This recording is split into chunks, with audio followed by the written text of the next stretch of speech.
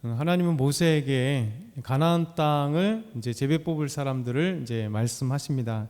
1절 16절에서 19절 보면 이제 여호와께서 모세에게 말씀을 하세요. 하나님이 직접 이제 모세를 통해서 말씀해 주십니다. 너희에게 땅을 기업으로 나눌 자의 이름은 이러하다. 그러니까 하나님이 제비 뽑을 자 그 한 사람 한 사람을 이제 불러서 호명하시는 거죠. 그래서 제사장 엘르아살과 눈의 아들 여호수아와 그리고 그 기업의 땅을 위하여 나눌 지휘관들, 각 지파의 지휘관들을 뽑아라, 택하라. 그러면서 그 사람들이 이러하다 하면서 유다 지파부터 해서 유다 지파는 여분의 아들 갈렙 이렇게 나오면서 마지막 절까지 계속해서 한 지파 한 지파 말씀하십니다. 이 말씀을 이제 보면서 그 첫 번째로 생각해 볼 게 뭐냐면 여호수아와 그러니까 모세와 아론이 지금까지 이제 아론이 죽기 전까지 이스라엘 백성들의 그 중요한 지휘관들이었고 아주 중요한 때는 항상 모세와 아론이 그 모든 선택이나 아니면 어떤 것들을 했습니다. 근데 이제 아론이 죽고 난 뒤에 이제 모세만 남았잖아요. 근데 모세가 항상 하나님의 말씀을 받았습니다. 지금도 이제 여호와 하나님께서 모세에게 하나님의 말씀을 주십니다.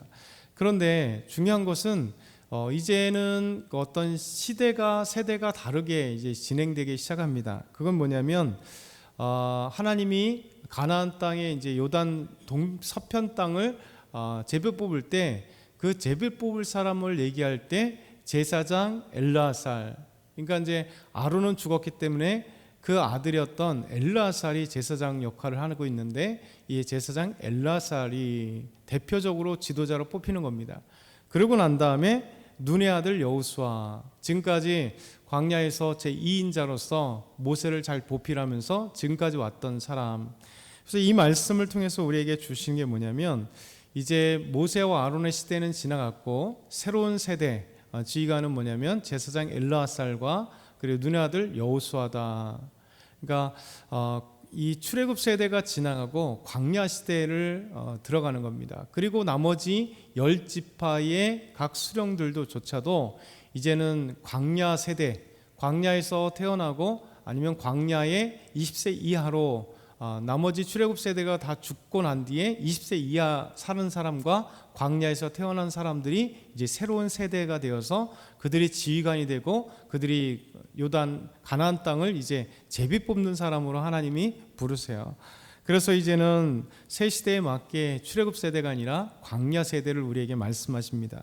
이 말씀 예수님께서도 말씀하셨죠. 마태복음 9장 17절에 보면 새 포도주를 결국 새 부대에 담아야 된다. 왜냐하면 새 포도주가 옛 그 가죽에 담아지면 이제 가죽이 찢어지게 되고, 그렇죠? 그래서 하나님은 어떤 새 일을 이제 시작할 때 가나안 땅을 앞두고 있을 때 동편은 이제 모세와 이스라엘 백성들이 차지했다면 가나안 서편을 차지할 때는 이제 모세도 하나님 앞에 가나안 땅을 들어가지 못한다고 하셨기 때문에 다음 세대를 세우는 겁니다. 그런데 여기 안에 이제 두 명만이 이 출애굽 세대죠. 결국 눈의 아들 여호수아와 그리고 갈렙만이 출애굽 세대인데 하나님께서 가데스 바네에서 40일 정탐을 하고 난 뒤에 돌아왔을 때 10명의 정탐꾼은 불평, 원망, 그러나 두 명의 여호수아와 갈렙만이 하나님 앞에 믿음으로 고백했을 때 그들은 가나안 땅에 들어간다고 말씀하셨거든요. 약속하셨거든요. 그러니까 하나님은 반드시 그 약속을 이루세요.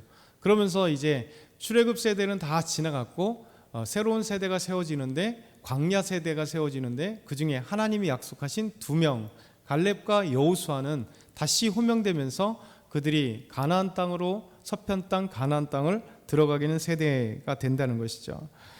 그리고 난 뒤에 이제 세 번째는 오늘 말씀을 잘 보면 유다 지파가 그 지파 중에 가장 먼저 등장하게 됩니다. 유다 지파 중에는 갈렙을 뽑아라, 이렇게 지휘관 중에는 갈렙을 뽑아라 이렇게 말씀하고 있어요. 유다가 어느 순간에 이스라엘 백성들의 아주 중요한 장자 지파가 됩니다. 사실은 유다가 야곱의 첫 장자는 아니죠. 그런데도 불구하고 이제 르우벤이 그의 야곱의 그 첩 그러니까 자기 어떻게 보면 어머니가 될 만한 분을 이렇게 성적인 범죄를 짓고 나서 르우벤이 자기 장자임에도 불구하고 장자의 장자권을 빼앗깁니다. 어느 순간에. 그러면서 이스라엘의 장자권은 누가 가져가냐면 유다가 가져갑니다. 유다가. 그렇죠? 그러면서 유다는 항상 이스라엘의 중요한 인물로 등장해요. 왜냐하면 이 유다 가운데 예수님께서 야곱의 12아들 중에 이제 축복기도 할 때 주일 말씀드린 것처럼 유다에게서 지팡이, 통치자의 지팡이와, 그러니까 하나님께서 그에게 훌과 이 통치자의 지팡이를 주면서 결국 이스라엘 백성들 중에 하나님이 보내실 메시아, 하나님이 주실 왕이 이제는 유다 지파 가운데 태어날 거라고 하는 야곱을 통해서 놀라운 이 예언의 축복 기도를 하신 이후에도 유다 지파는 항상 하나님께서 광야 시대에도 이제 이스라엘 백성들이 성막을 중심으로 4개 동서남북을 통해서 진을 칠 때, 3지파씩 진을 칠 때 그 첫 번째로 등장하는 지파가 유다 지파예요. 그러니까 유다 지파를 중심으로, 그리고 이제 성막이 하나님께서 가라 하실 때 성막을 접고 이제 레위 지파 자손들이 성막을 어깨에 메고 법궤를 메고 성막을 이제 가면서 그 첫 번째 진행하는 첫 번째 이스라엘 백성들의 지파는 유다 지파예요. 그리고 이제 여호수아와 이스라엘 백성들이 가나안 땅을 차지하고 난 뒤에 그리고 각 지파에게 다 나눠주고 여호수아는 죽고 난 뒤에 사사기가 되면 이제 다시 남겨진 가나안 땅 사람들을 가서 차지할 자가 누구냐라고 할 때 하나님은 유다 지파가 먼저 올라가라 이렇게 말씀하고 있어요. 그래서 항상 유다 지파는 이스라엘 백성들의 영적인 리더가 됩니다. 그래서 장자는 육적인 장자는 아니다. 그러나 이제 이스라엘 백성들 전체의 영적인 장자가 되고 영적인 리더가 돼서 항상 유다 지파가 나와요. 그리고 난 뒤에 하나님께서 유다 지파 가운데 다윗, 하나님이 약속하셨던 다윗을 택하시고 왕으로 세우고, 그리고 한 왕국이 되었을 때 저 통일왕국 뒤에, 그리고 솔로몬까지 통일왕국, 그 아들 뒤에 남북으로 갈 때 남쪽 나라도 왕의 정통성을 갖고 있는 나라도 유다 지파잖아요. 그래서 이 유다 지파라고 하는 것은 아주 중요한 의미를 담고 있습니다. 성경이 구약부터 시작해서 예수님 때까지 곧 가장 중요한 것은 예수님의 그 족보가 유다 지파 가운데, 예수님의 그 아름다운 이 유다 지파, 그리고 이스라엘 백성들의 가장 중요한 왕의 계보가 유다 지파 가운데 다윗 왕과 그 후손들 가운데 이스라엘 다스리는 왕이 계속해서 등장하는 것. 그러면서 이 유다 지파가 이제 하나님께서 맨 처음 이제 요단 서편을 땅할 때 유다 지파에서는 여분의 아들 갈렙을 택해라. 이게 아름다운 것이죠. 그래서 유다 지파와 함께 갈렙이 또 여호수아를 보게 되면 이제 나에게 땅을 주십시오. 이 산지를 내게 주십시오. 내가 아직 85세우나 하나님께서 나를 강건케 하셨기 때문에 내가 그 땅을 차지하겠습니다 라고 하는 믿음의 고백과 함께 가나안 땅을 차지하는 이 놀라운 자기에게 약속되었던 모범이 되게 하는 지파가 유다 지파고, 그 유다 지파에 오늘 대표적으로 와서 뽑는 사람이 갈렙이에요. 그래서 갈렙이 믿음으로 헤브론 땅을, 이 산지를 내게 주십시오. 그 땅에는 분명히 헤브론은 강력한 아낙 자손의 후손이 있지만 믿음으로 가서 싸우게 있습니다 라고 하는, 마치 45년 정도 전에 이 헤브론을 보면서 그가 고백했던 것처럼, 여호수아와 갈렙이 함께 고백했던 것처럼, 그들은 우리의 밥이다라고 말씀한 것처럼, 그들은 강력한 성읍이 있고 아낙자손, 거대한 장대한, 키가 장대한 거인 후손들인 이 아낙자손이 있지만 하나님이 우리에게 주시면 그들은 우리의 밥이다. 이 고백처럼 45년이 지나도 갈렙은 그 믿음이 흩어지지 않고 이제 자기에게 허락된 그 땅, 자기 지파에게 허락된 그 땅에 자기가 솔선수범의 앞에 가서 믿음으로 이 땅을 주십시오. 이 산지를 내게 주십시오. 하나님이 내게 허락하시면 이 땅은 내가 그 땅이 될 거다고 여호수아에게 나와서 45년 전에 당신 기억하지 않습니까? 당신과 내가 이런 아름다운 믿음의 고백했고 하나님이 우리에게 주셨는데 라고 하는 그 기억하면서 주시는 것.